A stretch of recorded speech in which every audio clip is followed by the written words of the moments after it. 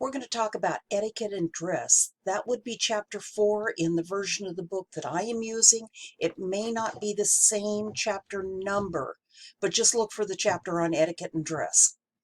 First thing we're going to talk about is dress. What are you going to wear to your interview? What are you going to wear to work every day?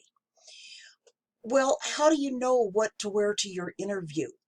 The easiest way that I can advise you is when you get the call for that interview, ask them what the dress code is. Ask the person who calls you.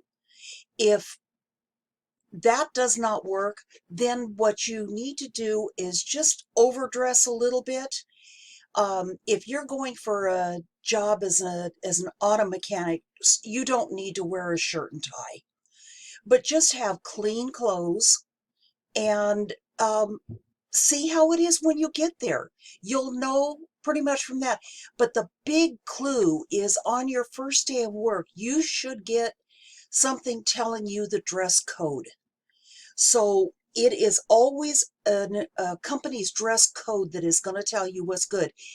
There's also a time when a lot of companies have a relaxed dress code for Fridays. Now, that doesn't mean you can come in pajamas or sweats, but a lot of times it does mean blue jeans.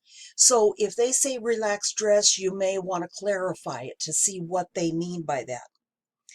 Now, your book talks about executive presence. Well, what that is the executive presence is your appearance. When someone sees you the first time, they're going to look at you. Not only they're going to see your clothes, they're going to see how you stand. They can see the look on your face, whether you smile or not. Are you clean? Anything having to do with that, that's what your executive presence is. And why is it important? Even if you're not an executive, what it means is your overall presence. You always want to have that presence that when someone sees you the first time, they are going to think there's somebody I want to work with or work for or whatever. Now, your physical appearance, I'm going to go back to that physical appearance. That also includes your hair, your nails. If you're going for a job in an office where you're going to be using the computer a lot, or even in graphic arts, do you have long fingernails that is going to cause you problems on a computer? What about your tattoos? Tattoos are very, very important. When you're going for an interview, cover them as much as you can, unless you're going to go to work for a tattoo parlor. But cover your tattoos. You don't know who you're going to be interviewing with. They may like tattoos, they may not. It may also be in their dress code that your tattoos can't show. So don't make it an issue. The one big thing, the problem that you have when you get to talking about dress and for the job is, how in the world can I afford this? You're wanting me to go to work to earn money, but it's going to cost me money to get the right clothes. Well, many of you may think about it and think, how can you reduce the price of the clothes? There's many ways. You can borrow clothes from someone else for a while. You can go to thrift stores. I have a sister who is the queen of thrift stores. It's amazing what she has brought me. Start soon and just start collecting a little bit at a time so that you know you're ready when it comes time. Say you have another semester in school. When you get your financial aid check, dedicate a little bit of that to some clothes so that when you get done, you're ready to go to work. What about jewelry? Jewelry can be beautiful. As a matter of fact, that's one of my hobbies. I make jewelry. That's why you see a sheet up behind here, because I have all my jewelry supplies and it's really distracting. But jewelry can be very, very dangerous in certain fields. Back to the automotive or auto collision repair. Should you wear a necklace? Should you wear a chain or something? Should you wear a bracelet of any kind? No, it'll get caught in the machinery. So if you wear something like this to an interview, it may affect the person that you're interviewing with. So make sure that you think about all of these. One of the other things that is part of your frame, your executive appearance, or your frame, some people call it your frame, is your language. Watch your language and all of these things that we talk about. It's not from the time you're in the interview. It's when you pull up to the building where you're going to have the interview. Because one of the most important person that you're going to interview with is a person at the front desk. Because often they are asked, how did this person act in the lobby? So they have a lot of effect on interviews. So, okay, so much for dress. Now let's talk about business etiquette. What is business etiquette? Business etiquette is what's the proper things to do on the job? What should you not do? What can you do? Etiquette is defined as a standard of social behavior. It means being prepared for any circumstance and causes you to be calm. Remember, your actions, appearance, and attitudes reflect on your employer. So once you are employed, your etiquette is how you treat your coworkers, how you act with your customers, your boss, how you act on the street. Did you guys ever hear the story about that CEO for a large company that drove through Chick-fil-A? And he just gave the person at the counter a horrible, horrible time. But what this guy did which was not smart, he videoed the whole incident himself. And he posted it on his Facebook. That got back to the company he worked for because he referred to the company that he worked for in that video. Guess what happened to him? The company that he worked for fired him because of the representation that he was giving to the company. So he lost his job because he couldn't control himself. Wasn't even on the job, but he was representing the job in another environment. So you have to be careful. It's how you represent the company everywhere.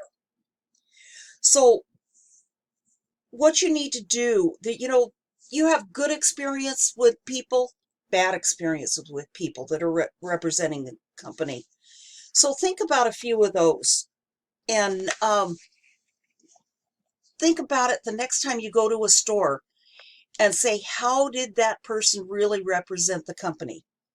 You'll hear me talking about it over the duration of the class, but one of my biggest pet peeves is when I go into a store, whether it be someplace like Walmart or whether it be a grocery store, and the clerk is there checking me out, scanning my items, and they're talking to the clerk in the next lane. They have never acknowledged that I even am there. And that just irritates me to no end. And sometimes I'll say, excuse me, to try to get their attention on something, because they aren't really paying attention, first of all. But to not even recognize me and say that I'm there when I'm spending so much money. It just, as I said, it's one of my pet peeves. And that really is very, very poor etiquette. Very, very poor. And it gets me in a bad mood. Okay. Your book talks about business networking. Networking is really, really important, especially when you're looking for a job. Networking is when you are trying to make connections with other people in the same, well, it could be networking in other occupations, but say you're a welder and you're trying to make connections with other welders. That could be the difference between getting a job or not. those other welders may know of jobs available out there for you. So networking is really important, really, really important. We'll talk about that off and on. You need to start networking, whether it be associations, clubs, anything like that. Get your networking going. The use of technology as far as business etiquette. When do you use the technology provided for you to use in a business, and when don't you? Well, it depends upon the purpose. If you are using it for your your personal purpose, I'd say don't use it on the job. The organization has not only paid for the equipment, but say you take 10 minutes I'm sorry, I forgot to turn off my phone. 10 minutes to play a game or to do anything online, shop. Say you're making $30 an hour. 15 minutes of that is a quarter hour.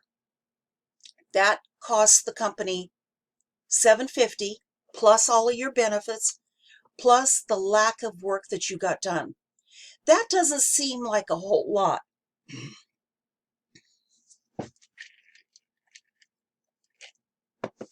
Of money. But if you take that and you multiply that by 100 employees, think of how much lost time as far as getting work done and lost money. So it's not just the little bit that you're doing. It's a major expense to the company. Plus, it also, when you are on personal sites like this, there is a risk of you bringing a virus into that computer system, which could cost the company a lot. So please resist using it. Save your private email time and all of that for breaks or lunch, and just stay away from it. The same goes with phones, and the same goes with any use of equipment, whether it be the copier, whether it be a fax machine, anything like that. Okay, and the last thing I want to talk to you about for this chapter is going to a business dinner. When you go to a business dinner, what are the do's and don'ts for a business dinner? Well, you know, the typical business etiquette is that you don't initiate a business discussion until after ordering food. You limit the alcohol content. Wait until someone else has ordered alcohol, just to see if it's acceptable for that dinner. Don't order messy food. The last thing you want to do is have food down your shirt or down your dress. Okay? Don't text during a dinner. Don't order the most expensive thing on the menu. You know, it's just not polite. You know, I would love to have steak and lobster, but I'm going to be reasonable because someone else is paying for it. And if it's something where it would be appropriate, think about sending a thank you note if someone has bought you dinner. Okay, so it's just some of those kind of things that you may think that it's not so important right now, but when it comes to being hired or when it comes to promotions, proper etiquette, proper dress is going to make a lot of difference. It could be meaning the difference between you getting that promotion or the job or someone else. Okay, now what you have here now for for your work is another study guide like you had before. Then there is an exercise on the proper handshake. We didn't talk about that. I want you to do that. It's in your book. There's also a copy of the chapter of your book. Then there's a little exercise on let's get dressed. Okay, so I'll let you go ahead and do your work and have a good evening. I'll see you in chapter 1.